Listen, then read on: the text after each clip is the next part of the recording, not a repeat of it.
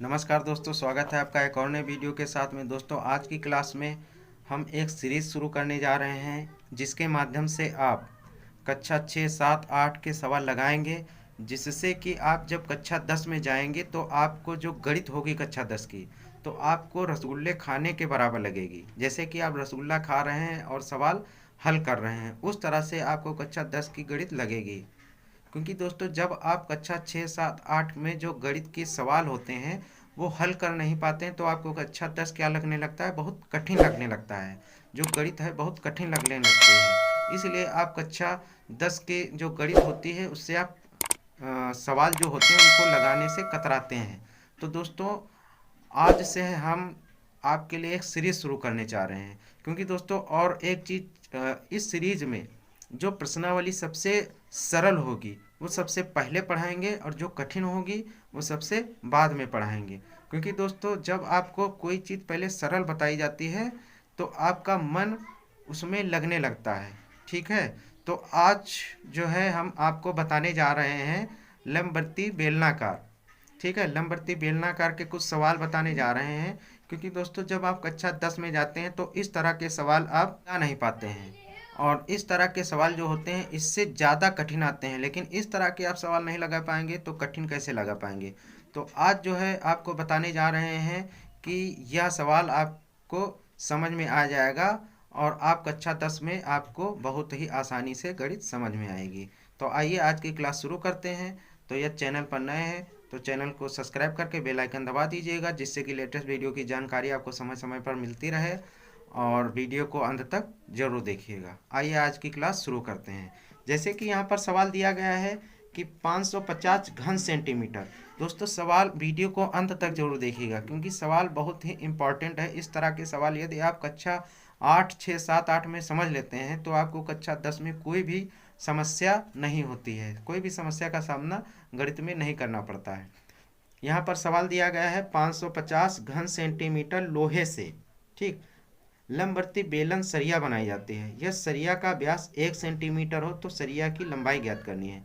दोस्तों, आपको पता होगा कि यहाँ पर सिर्फ ये देखना है आपको कि अगर घन सेंटीमीटर हो तो आयतन इसका, यानी कि ये आयतन दिया गया है। क्या दिया गया है?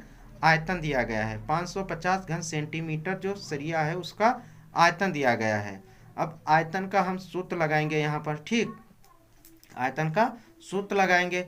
और यहाँ पर जो व्यास दिया गया है वो 1 सेंटीमीटर दिया गया है। कितना? 1 सेंटीमीटर, ठीक। और ये क्लास जो है वो कक्षा 6, 7, 8 वालों के लिए बहुत ही महत्वपूर्ण होने वाली है। जो बच्चे इस समय कक्षा 6, 7, 8 में पढ़ते हैं वो इस वीडियो को ज़रूर देखें, ठीक है, और अंत तक ज़रूर देखें। तो आइए यहाँ पर देखिए। तो यहाँ पर हम क्या करेंगे कि देखिए, अगर हम मान लेते हैं कि सरिया की जो सरिया है, ठीक, सरिया की लंबाई हमको ज्ञात करनी है, ठीक। तो सरिया की लंबाई मानते हैं कि माना, ठीक, सरिया की लंबाई, ठीक, कितनी है?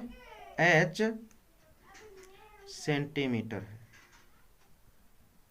h सेंटीमीटर है। अब देखिए यहाँ पर क्या करेंगे, ये क्या दिया गया है? ये आयतन दिया गया है ना।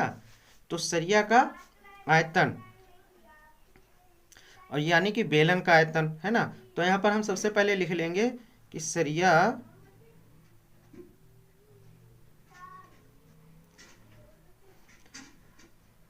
और ये क्या हो जाएगा? बेलन। समझ में आया? बेलन के आकार की होती है ना, बेलन के आकार की होती है, बेलन के आकार में। तो इसका क्या करेंगे? आयतन, सरिया का आयतन, है ना, निकालेंगे। तो सरिया का आयतन लिखेंगे। अब यहाँ पर देखिए सरिया का आयतन, है ना, और क्या होगा, क्या होता है यहाँ पर, क्या होगा? पाई आर स्क्वायर एच, ठीक है। सरिया का क्या होगा? पाई आर स्क्वायर एच होगा। क्योंकि दोस्तों, क्योंकि जो बेलन का आयतन होता है वो सरिया के आयतन के बराबर होगा। यानी कि यहाँ पर हम लिख सकते हैं कि सरिया का आयतन, है ना। सरिया, जो सरिया हम लाए हैं, सरिया का आयतन, आयतन और बराबर जो लोहे है ना, जो लोहे का आयतन है ना, लंबवती बेलन सरिया से बनाई जाती है, सरिया का व्यास इतना है तो सरिया की लंबाई ज्ञात करनी है, तो सरिया का आयतन, है ना।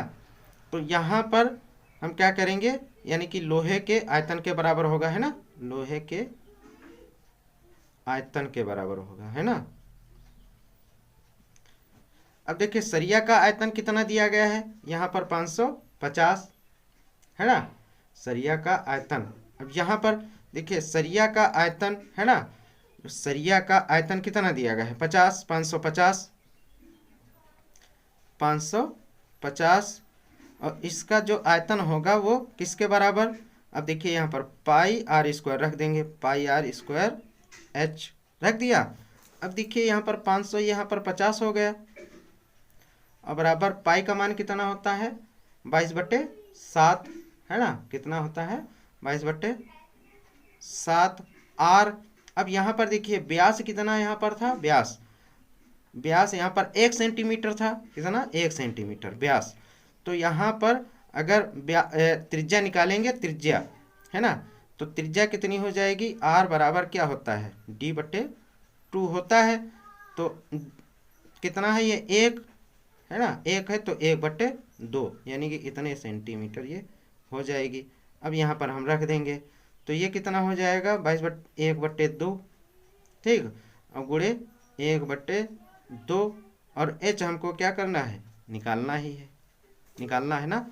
तो अब क्या करेंगे, देखिए तिरछी गुणा हो जाएगी, तो यहाँ पर क्या करेंगे, देखिए यानी कि 550 गुणे 7 गुणे 2 और गुणे 2 बराबर कितना, ये इसकी गुणा हो जाएगी ऊपर ना, यानी कि 22, और ये 1 से गुणा करेंगे इतना ही आएगा, तो और गुणे h। अब h बराबर कितना हो जाएगा कि 550, ठीक, कितना, 550 गुणे 7 और गुणे 2 और बट्टे कितना, बटे देखो इसमें कितना हो जाएगा, 22, है ना, 22 हो गया। अब काटे पीटेंगे तो क्या आएगा, देखो 11, ये 2 से कटेगा, 11 हो जाएगा, है ना, 2 का नम 2 और 2 का नम 2, 2 का नम 2, 11×5 = 55, है ना, ये कितना आ गया, 50 आ गया। अब h बराबर कितना हो जाएगा, देखो 7×5 कितना हो जाएगा, 7×5 35, है ना, 7×5 35 हो जाएगा। तो यहाँ पर पहले लिख लेते हैं, 50 गुणे 7 और गुणे 2, h बराबर पहले लिखते हैं 7 दूनी 14, है ना, देखिए यहाँ पर 50 गुणे 7 दूनी 14 हो गया।